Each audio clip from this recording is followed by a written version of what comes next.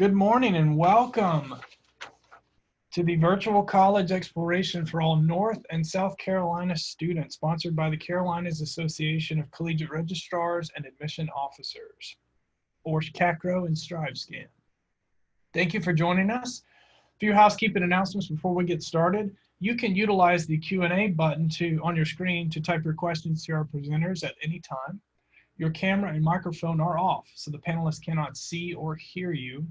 This is just one of many different sessions happening through this StriveScan CACRAO partnership, and we encourage you to check out the full list of offerings on CACRAO's website at cacrao.org. This will be recorded and it will be made available as well on the CACRAO's website. And so now I'd like to turn it over to our presenters so that they can begin their session.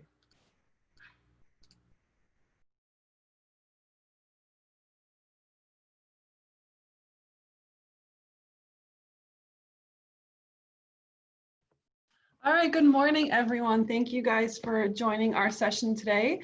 Today we'll be talking about discussing what APIB and dual enrollment is, the benefits, and how these programs or tests work. But before we get started, we'll take a moment to all introduce ourselves.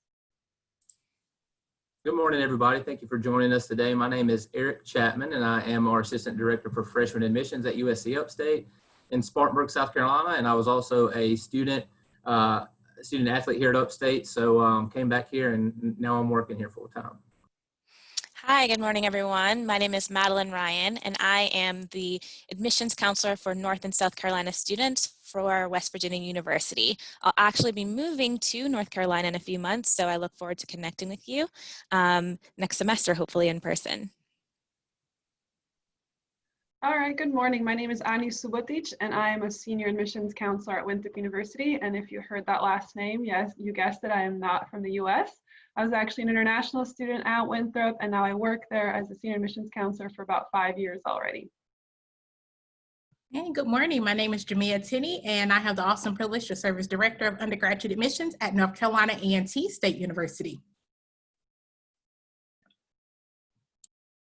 All right, so let's go ahead and get started. So you may have heard of AP, depending on how early you are in your high school career. You've probably heard that word used around a lot. So what is AP? What does it stand for? So AP stands for Advanced Placement.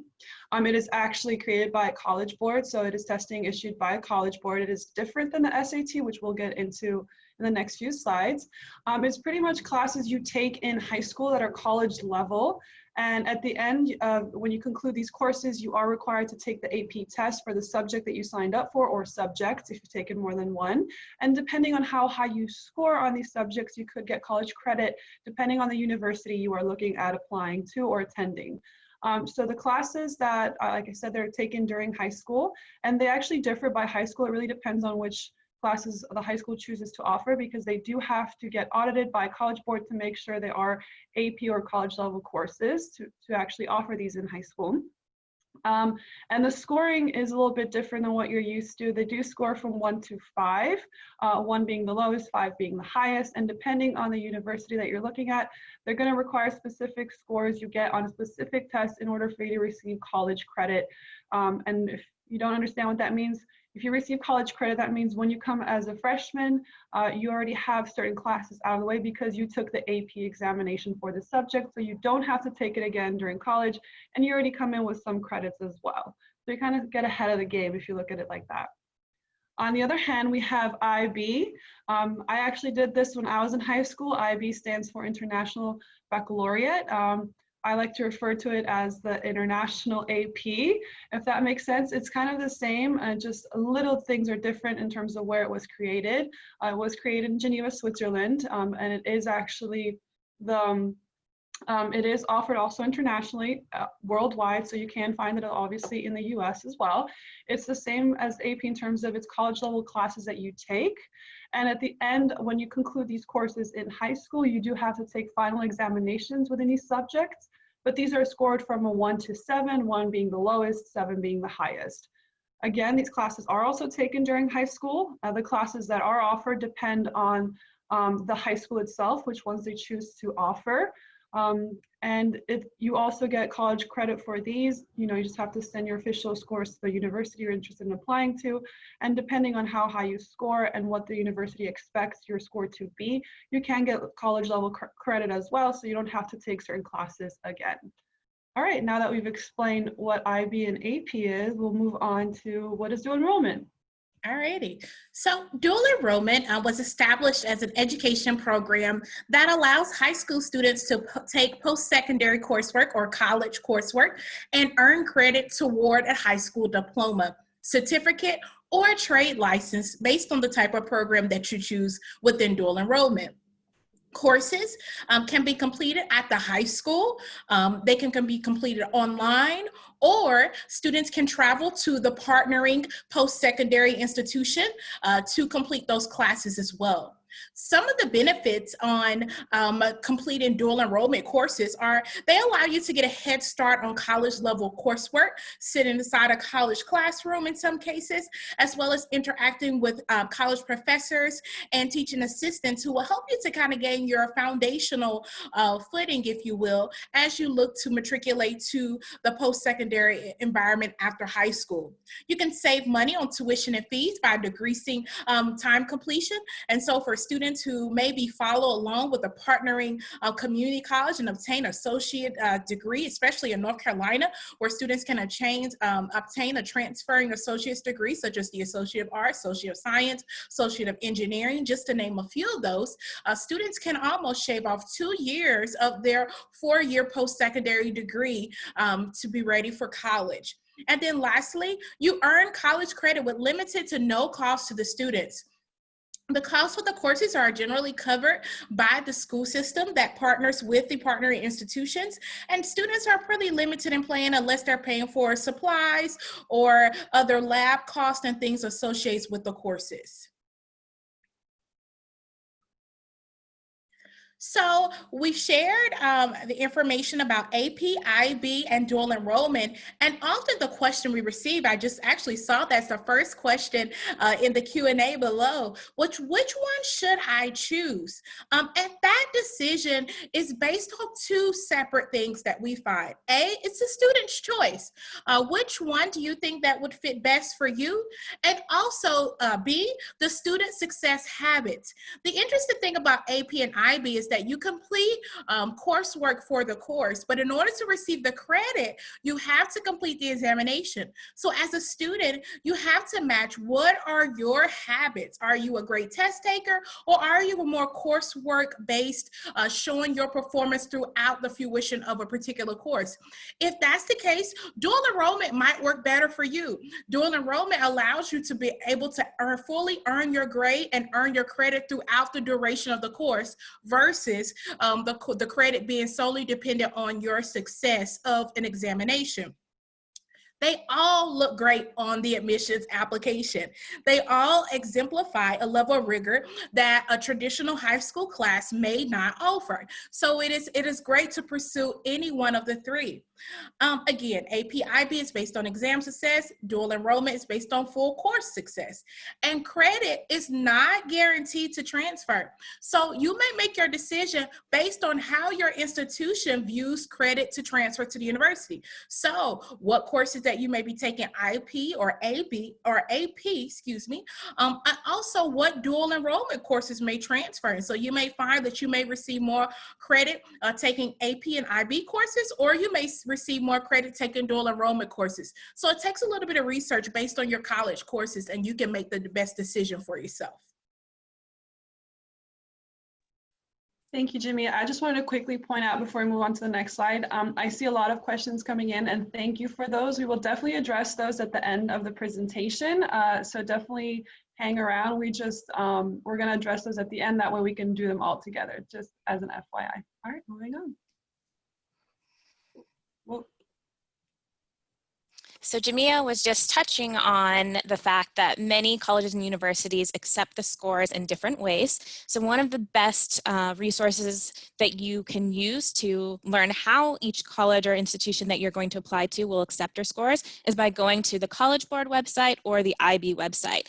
So then this is a screenshot of the College Board site. You can actually find the institution that you're hoping to apply to, choose your AP exam that you're going to take, and then see what scores that specific school will require, their minimum that they'll require in order to earn credit.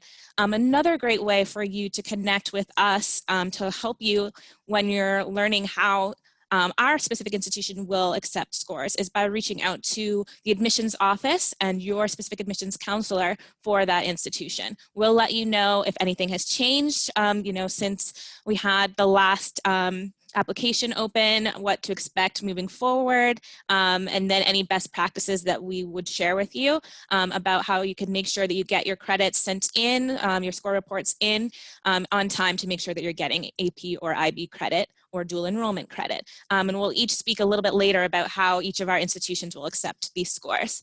You'll want to make sure that you're sending official score reports as well to the college or university you plan to attend. So this is usually after you've applied to all the institutions, you've made the decision on which school is going to be the best fit for you, then make sure that we have your scores on file, usually an official transcript, even though sometimes your high school transcript will list that you were enrolled in, that you had dual enrollment, or list the score that you received on either an AP or IB exam, but we'll want also official score reports from College Board, IB, and then official transcripts for dual credit. Usually it's June or July of your senior year. So before maybe you're meeting with your advisor at New Student Orientation, you can bring unofficial transcripts, at least at WVU, to your meeting with an advisor if it's before you have those officials, and then later when you get the official, we'll ask for them to be on file. And can AP scores be used in APIB scores be used instead of the ACT or SAT? So this also varies by school. There are some test flexible schools that will allow you to submit these scores for your scores for admission. So I'll just emphasize what test flexible means. So this is where an institution will determine that there are several options for the kinds of standardized tests that, that they will accept in order to review a student's application for admission. So ACT, SAT, maybe the SAT subject test, AP exams, or IB exams. So again, you'll want to reach out to the admissions counselor, make sure that school is test flexible, especially now with the pandemic. Many more schools are becoming, are going test optional or test flexible. So we will work with you. And also make sure that you have all of this information before you apply. So usually, junior year, you'll want to start thinking about which AP or IB classes you want to take, what the minimum scores are for some of these schools. So that way, just in case you graduate early and you have you want to start earlier, or one of the institutions that you're applying to has an early action or ED rule, so you need to apply by anywhere from October to December before you'll have all of your final scores. Maybe you have been able to take them during your junior year. So yes, that was the last point. All right, and there's a ton of benefits to all three of these options that you can have, and while all of them vary in how you're going to be getting the credit, all of them are essentially going to have the same benefits. And the first one of those is going to be saving money on college courses. So for example, with Upstate, our dual enrollment courses are $66 a credit hour, which ends up being just under $200 for a course. And that same course, let's say you're taking English 101, will cost $1,400. So just as a dual enrollment, there's a huge difference there in the cost. And in the long run, if you take dual enrollment courses your junior and senior year, you're going to bring in those hours and you're going to save money in the long route on courses. And the same thing with AP and IB. Most schools, especially in our area with AP, the exams are included with the class. So you're not really paying out of pocket for those exams. So you're saving money there. And in the long run, take it from somebody who took out loans every semester he was in school, paying those back now. Anything that you can do up front to help you going in outside of like looking for extra scholarships and other financial aid options that can help you in the long run financially, is going to be a huge benefit to you in the long run. That next benefit, earning college credit, with dual enrollment, you are going to be able to take that class, earn, if you're taking English 101, you'll get the 3 credits for that class, and you'll also be able to bring that in with you. And while schools will vary on what they do accept, on average, most of your general education classes are going to transfer, but they're going to still be university specific. So just make sure you're checking with your university prior to that. And then the same thing with AP. You make high enough on your score, you'll get credits for your classes. So there is a bit, if you're really strong in the English subject and you're going to make a 5, most schools are going to give you English 101 and 102 credits. So you can get 6 credits instead of the 3 credits you would get just by passing English 101. But once again, those will vary by institution on what they'll give you for your scores on your AP and IB exams. So just kind of keep that in mind as well. And then meeting general education requirements, which would be like your fine arts and your Englishes and your maths, being able to take those up front and earn credit for those. Coming in with credits that will save you, as previously mentioned, some students are taking enough dual enrollment classes and in combination with AP or IB to have almost 60 hours of credits, which would put them, or graduating with your associates, which gives you 2 years of school left to pay for. And I saw some questions, so I'll wait for that in regards on how that can affect financial aid and things. So we will get to those questions for you here shortly. But then the next slide is going to go over how you're going to differentiate between colleges. Now, the biggest way to differentiate those scores is to get in contact with any universities or colleges that you're interested in attending, because, as mentioned, they're going to vary. Upstate will sometimes on some classes, we may accept a 4 that could give you 101 and 102 credits. Some classes will have to have a 5. And some schools like Duke, for instance, a 5 may only get you English 101 credit. So there's a wide variety of ways that schools will take those in. And especially with IB, for instance, like Upstate for IB scores, we don't have a specific layout of scores we take and what credits to give you. Those are on an individual basis, and those are reviewed as they come in. So that's just our specific policy, but each one of us on this panel probably have a different policy, and some of us probably have a nice convenient IB form to tell you exactly what credits you're going to get. So most institutions will accept dual credits, but not all of them will accept those the same way. And some classes are only offered at certain institutions and they're not quite offered as others. So just always make sure you're checking with your schools.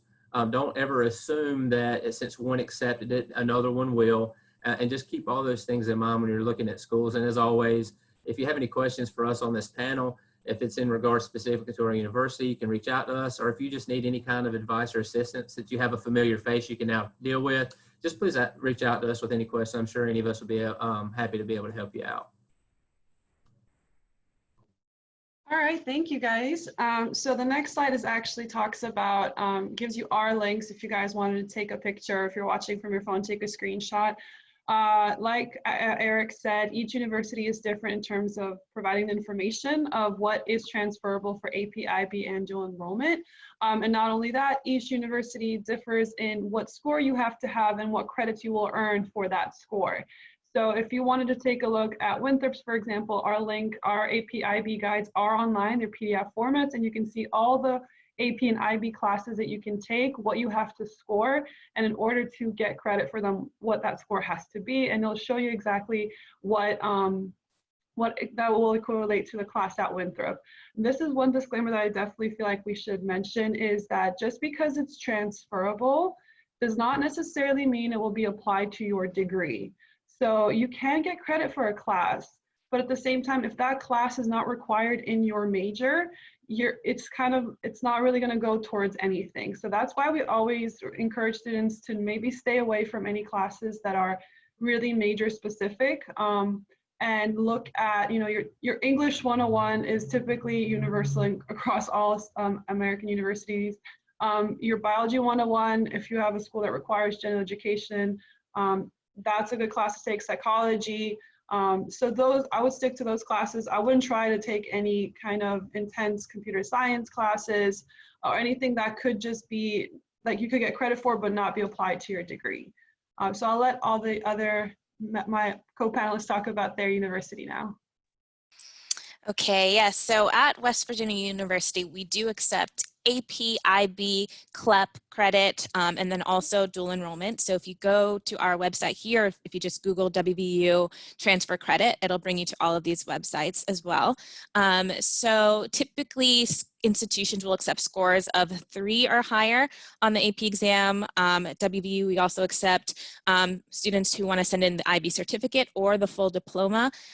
We would actually transfer all of your credits in if you did the IB diploma exactly as they are. So you'd get the grade that you received for that specific class that would transfer directly to us. So more information is on the website. It can sound a little bit confusing.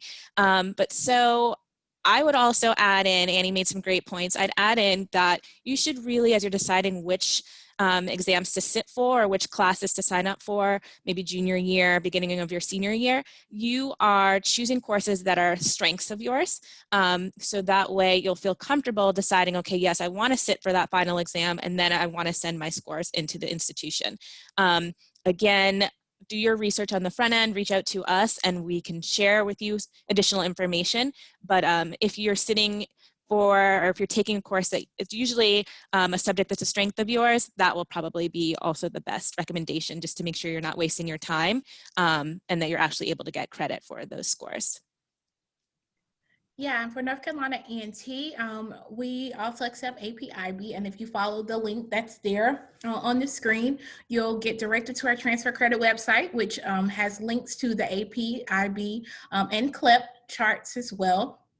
Also coming soon, a topic that we didn't discuss on this presentation, but Cambridge is an up-and-coming another program that we'll be accepting some credit, and that will be posted very soon to our site as well. For dual enrollment, I think Anna brought up a really good point. One of the things that's very critical, I know we probably have a lot of North Carolina students on here. If you're interested in doing dual enrollment coursework, it is equally important that you determine what your major interest is, because as she stated, when you're taking dual enrollment courses, North Carolina has it such that if you're doing it with a partner in community college, we really have tracks set up for you based on your major. So you want to take advantage of those tracks and making sure that you're taking the courses that will lead to there. So if you're interested in engineering, you want to get on the science track so that you can have the adequate science and math courses that would actually work in your curriculum, versus taking an arts track where the courses you would get the credit, but as instead it would not transfer directly into your curriculum, and that could be challenging as you go and develop your curriculum to complete at the university once you complete a degree, if you will. So I think that is equally important. I wanted to reiterate that there are resources there available, and that you should be constantly thinking about what your major interest is as you decide to take these courses.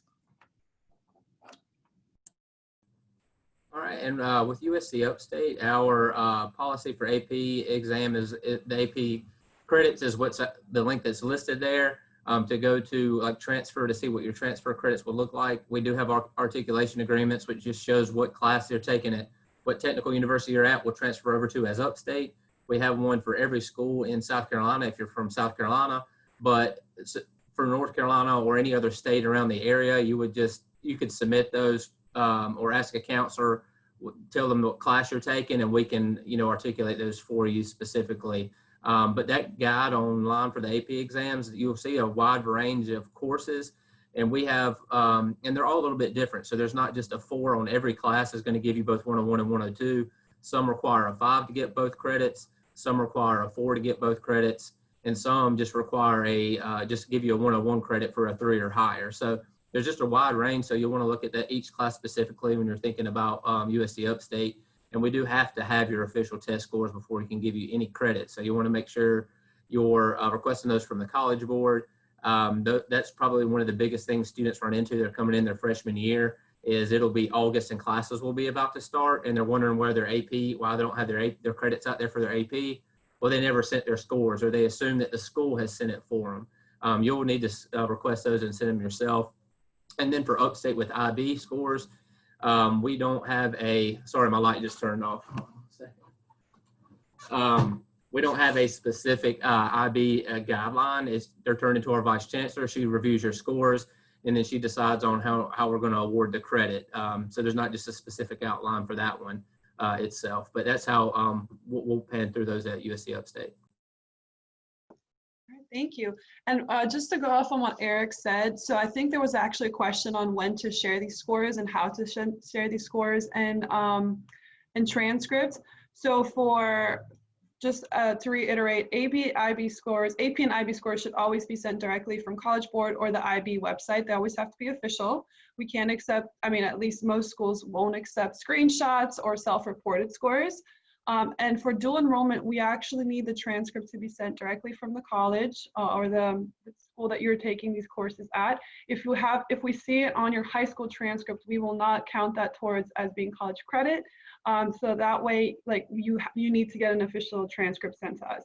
In terms of when to send these, most universities don't require it for admission. Obviously, I don't believe any of us require it for admission if you're a first-time freshman. But I would say just send it the sooner the better. Whenever you complete these courses, whenever you complete this testing, because I know some people take AP during their junior year. Whenever you complete all these courses, send it as soon as possible. Preferably even before your orientation session starts in the summer, because during orientation, you meet with an advisor who looks at your academic record, whatever we have on file for you. And that's when they sit down with you and award you any credit that is transferable and that counts towards your major. That way you know what to go ahead and register for and not take again. And if you get to orientation and we don't have your final college transcript or your AP scores or IB scores, the college professor is going to put you in classes that you may have already taken, but because we never got those scores or transcripts, we couldn't award you these classes. So I would say just go ahead and do it the sooner the better. But if you're concluding these courses around May, that May area, April-May area, then the moment they're available, send them right off. Don't assume they're automatically sent to us. So just go ahead and double check. Call your admissions office in the school you're planning on attending and see what the status is of that. And if we don't have it, double check with College Board, IB, and the dual enrollment college, the college you're taking dual enrollment courses at.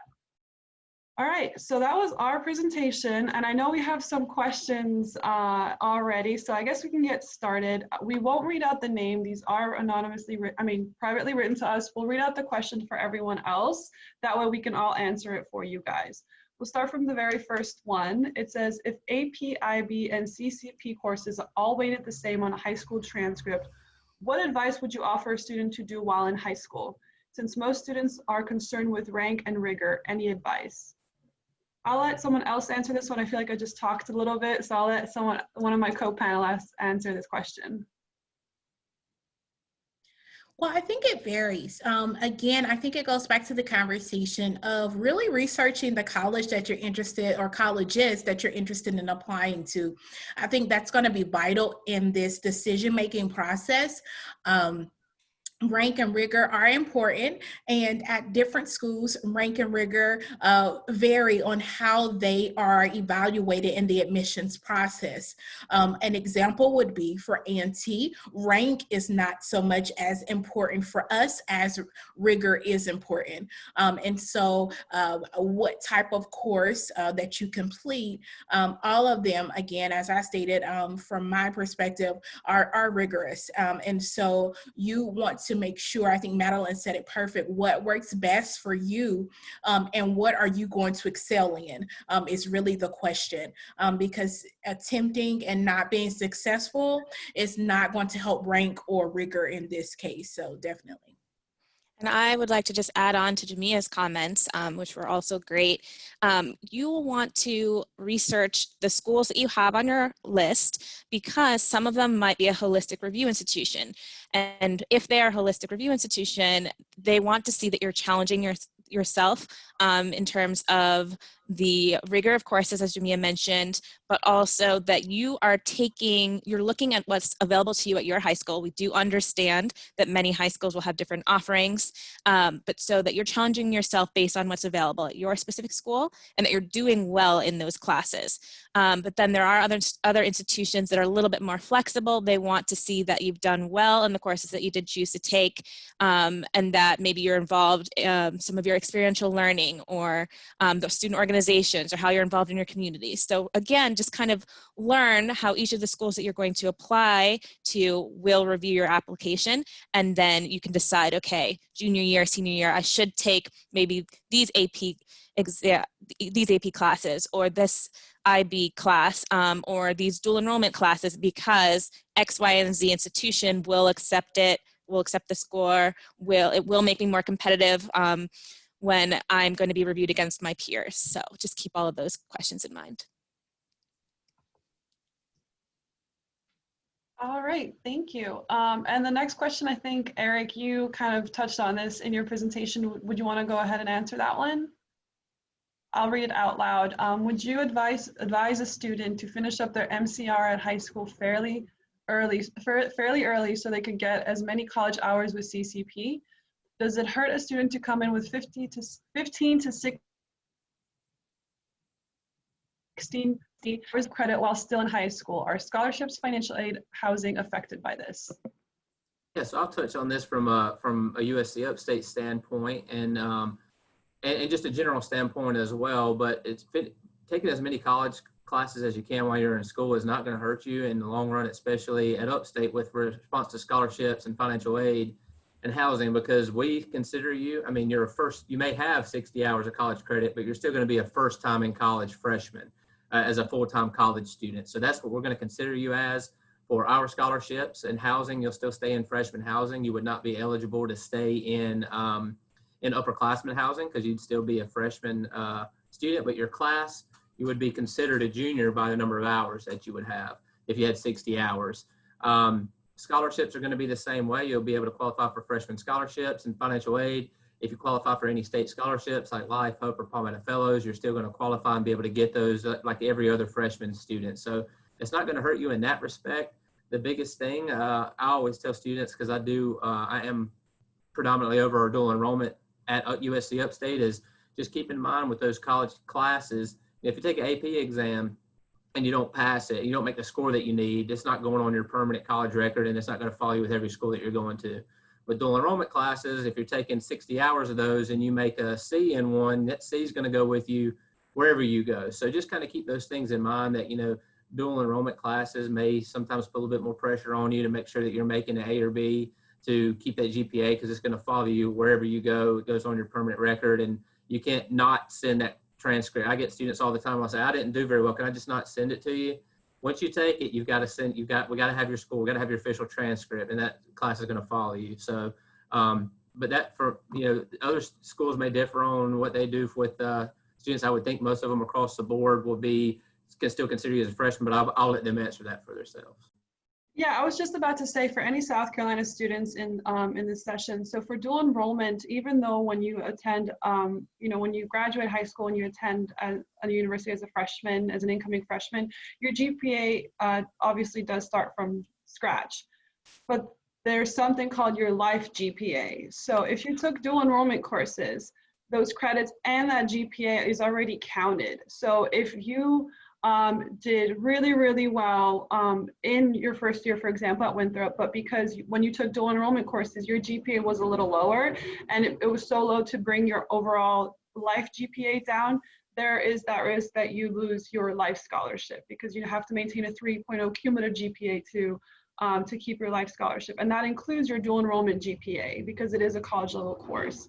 So that way, when you take high school dual enrollment, just make sure to, pass all your classes with, at least have a 3.0 cumulative GPA. That way that doesn't, when, it does follow you, it actually works in your benefit and it does not do you a disservice. But in terms of, like Eric said, it varies by school. If you come in with more credits, you are still classified as a first-time freshman in terms of your experience, in terms of what you're going to have to be required to participate in as a freshman, but you are coming in with more credits. So class standing-wise, you might be already a second semester freshman or a first semester sophomore. And this does benefit some of our students that maybe want to rush a fraternity or sorority already because they have that credit already under their belt. So that also differs with each school, and that's something I would encourage you to talk to the universities that you're interested in.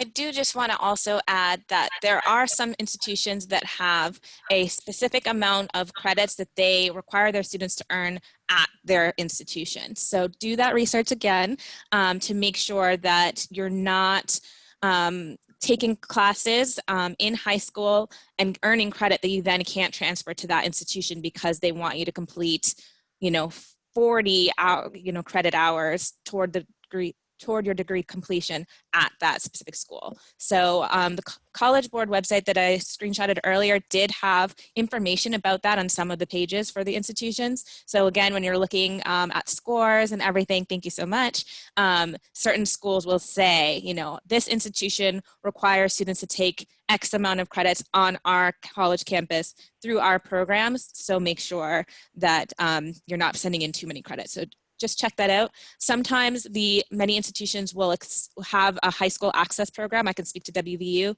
We do. So even your junior year, if you have a specific standing or certain GPA, you can actually start taking college classes through WVU. I know many other institutions will offer that too. So you're working toward earning credits at that institution that could then later transfer once you're a first-time freshman. So you can consider that as well. All right, thank you so much. All right, so the second question, the next question is, how do the IB and AP credits transfer if scores aren't available until the summer after senior year? How do I know what to register for at the college university? Yeah, so we actually see this a lot if the scores are released later in the summer after orientation already has happened. So what happens at least at Winthrop is you go ahead and register for the classes even if you're already taking them. But because we don't have those scores yet, you register for the recommended classes within your major as a first-time freshman. Then when we eventually get those scores, we pair you up with an academic advisor. They will review your scores. They'll tell you, oh, okay, you already have taken this. Let's drop this class and get you registered for the next available class because you already took the first class of this requirement. So it will get figured out eventually. I know it might be frustrating for a lot of students because they want the classes they need already when they get to orientation and be done with it. But you know, we can't control when these scores do come in, but when they do, we pair you up with an advisor to make sure you get the courses you need already in the system. That way you go ahead and register for the next classes you would have done initially. So it's not that complicated. It just, you know, it can get a bit frustrating waiting to get those scores in. Yeah, I would just add that we're pretty similar, but I would add that students, you know, during the registration process, when we're registering students, we always have the conversation about what types of additional credit you may have received via APIB or dual enrollment courses that we haven't yet received on file, but we will register you based on your curriculum at the institution. And we'll also allow opportunities when you actually arrive to campus to start the university. There'll be a period of time that courses will be open where those adjustments will be made and we can revisit based on the credits that you received. As an office, you'll hear from the admissions office various times throughout the summer reminding you to send those courses and reminding you of this process that you need to go in and adjust your schedule, making sure you have the things that you need and that we're going to be working with you when you arrive as well. So I'm pretty sure you'll be well acquainted with that process as you navigate through. Yeah. Oh, I'm sorry about that noise in the background. We do have the last couple of minutes here, so I guess we can kind of speed these up. Definitely want to try and get all your questions answered. So IB, what does that look like? I already mentioned before, depending on the score that you get in the IB class, depending on the school you're applying to, you sit with an advisor and they tell you, okay, your scoring for English 101 actually equivalates to these two classes in Winthrop or at USC Upstate or North Carolina A&T. So it really depends on university, but depending on your score, you get college credit and then you go ahead and register for the next class because you've already taken it. Yeah. So this one is specifically for myself in West Virginia. Do schools like West Virginia or Winthrop accept dual enrollment courses, say students from North Carolina? Yes, we accept it from any university as long as you know, we get the course catalog and see the class description and see if we have a class that matches that description. You will receive credit for it, of course, if we offer it at Winthrop. And I'm sure, Madeline, I guess it's the same for you. Yeah, same for us. An out-of-state student or took your course through an institution across the country will accept those credits. So yes. Just make sure it's the official transcript sent from the college or university. All right, next question. Do prestigious schools, say in North Carolina, let's say Duke, Wake Forest, or Davidson, honor the APIB more or less compared to Career and College Promise program? Too often you hear highly selective schools would prefer IB or AP credit. Not all schools in North Carolina offer the same course offerings while in high school. I'll let my North Carolina folks answer this question. Yeah, I think that definitely varies by institution. I would offer to you that it would be definitely important for you to actually view the information that each of those institutions provide. They're very transparent in the type of rigor, that they're looking for and what type of student they're looking for as they go through the application process. So you may want to speak to them through one of the information sessions and really find out that information from them. Some of them do view AP and IB as rigorous, but I do know that they do offer to accept credit in some ways as well. The ways that they do it does vary by the institution. All right, next question. If I haven't completed all my credits yet for dual enrollment, do I still send the credits that I have completed once I am accepted, or do I wait to send them all at once? It's up to you. Yes. Like I said, we don't, most universities, if you're a first-time freshman, unless you are a transfer student, then all your college transcripts are officially requested when you apply. But if you're a high school senior doing dual enrollment, it is completely up to you when to send them, as long as you send them before your orientation session is, or at least before the start of school. That way you'll still have time to revise your schedule and make sure everything is in order. We don't require it for admission. We don't base college transcripts for admission as a first-time freshman. All right, next question. The last two questions, hopefully we'll get to them all. What general education CCP courses would you suggest a student take that are classes they generally need regardless of college major? Level math, science, foreign language, social science, psychology, yes, those types of things. Yeah. And Jamia said it well earlier, definitely it'll depend on what you intend to major in. So maybe if you're still undecided and you're not sure, you're taking some of the more generalized courses that should transfer. Sometimes if it's not going to transfer for your specific degree program, it might transfer as elective credit. So credit toward graduation, and then it allows you to maybe add on a minor or study abroad because you've brought in some of those college credits, even if it's not toward your specific major, it'll be toward your degree. Yeah, generally any kind of introductory life sciences or introductory social sciences, any kind of introductory English, math, life science, or social science, especially for most universities that do require you to take general education courses while you're studying your major classes, those typically are transferable and apply to your degree. For example, if you take a fine arts course, like a dual enrollment fine arts course, but then end up being a biology major, then that credit may not necessarily transfer because the biology curriculum doesn't require you to take a fine arts course. So that's where it gets a bit tricky. That's why we always kind of say stick to your introductory math, life sciences, social science courses, and English courses. All right, and last question. I think we have right at the 2 more minutes. So how can schools offer an incentive for teachers who get high IP scores for their student? Too many times students take AP courses just for the weight, but do not get a 4 or 5. Teachers and students in AP should want to achieve this score, otherwise they're just chasing the GPA game in high school. That's a great question. I'm not sure I have the answer for that. That is a great question. I would say maybe just do your research on the front end if you can to see what additional resources are available outside of your classroom for preparation for the exam. So letting the students take practice tests, understanding the test formatting.